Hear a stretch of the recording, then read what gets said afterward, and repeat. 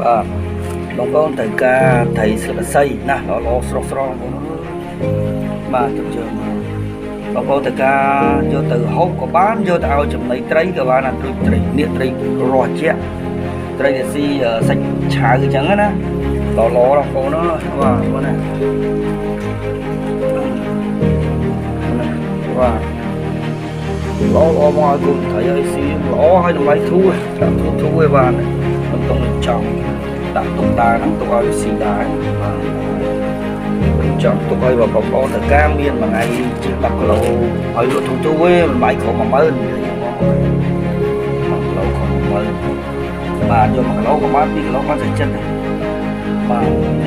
ដល់យើងយកទុកឲ្យស៊ីស្រួលអត់មានកាត់ក្បាលក្តីមានណានេះធ្វើយកឲ្យស្អាតអមកមានស្អុយទេបាទដោយសារកាត់ក្បាលយកចេញដល់